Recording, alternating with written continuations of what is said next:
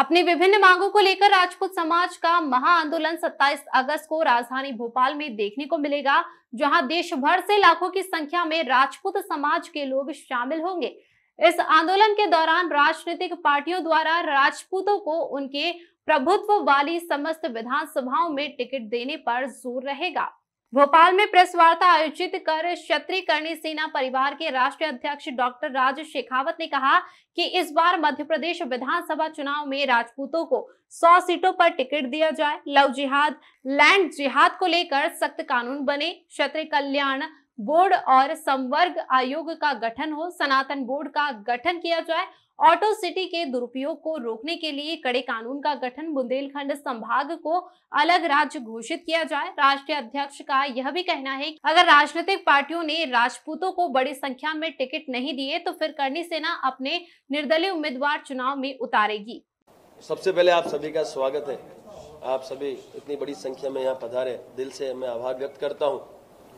मैं क्षत्रिय करणी सेना परिवार का राष्ट्रीय अध्यक्ष राज शेखावत आप सबके बीच उपस्थित है। मेरे साथ हमारे मध्य प्रदेश के अध्यक्ष इंदल सिंह राणा भी उपस्थित है और हमारी जो टीम है उनके जो पदाधिकारी वो भी उपस्थित है। जो उद्देश्य है आज की इस प्रेस वार्ता का, वो उद्देश्य है क्षत्रियों को सत्ता में ज्यादा से ज्यादा भागीदारी मिले।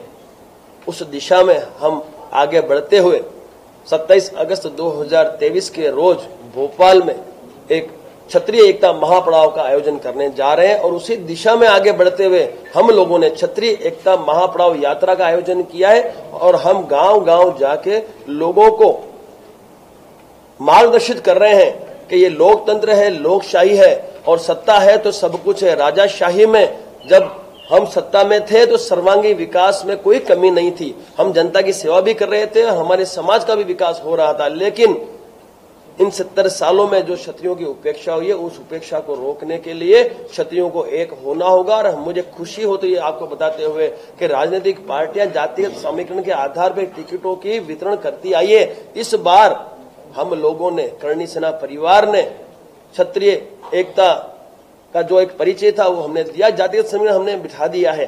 तो इस बार जो विधानसभा के चुनाव है मध्य प्रदेश में, उन चुनावों में क्षत्रियों को ज्यादा से ज्यादा सत्ता में भागीदारी मिले, वो हमारी मुख्य मांग है। उसके अलावा हमने कई मांगे इसमें रखी है जो मैं आपको दे चुका हूं।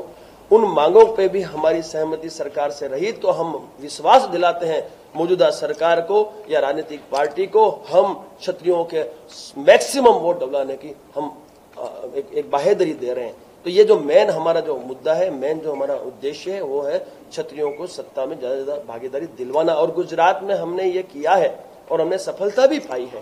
तो उसी तर्ज पे हम अभी मध्य प्रदेश, फिर राजस्थान में भी चुनाव है, छत्तीसगढ़ में भी चुनाव है। क्षत्रिय करणी सेना परिवार 22 राज्यों में स्थापित है और क्षत्रियों की बात करती है, क्षत्रियों के उज्जवल भविष्य की बात करती है। और हम सब जानते हैं सत्ता है तो सब कुछ है। अब की बार क्षत्रियों की सरकार का एक नारा लेके हम लोग मैदान में उतरे हैं और मध्य प्रदेश के इन आने वाले समय में हम प्रत्येक गांव में जाएंगे और लोगों को जागृत करके सत्ता में आने के लिए और मैक्सिमम मतदान करने के लिए, हमारे समाज के उम्मीदवारों को ज्यादा से ज्यादा मतदान कर उन्हें विजय बनाने के लिए हम उन्हें मार्गदर्शित कर रहे हैं।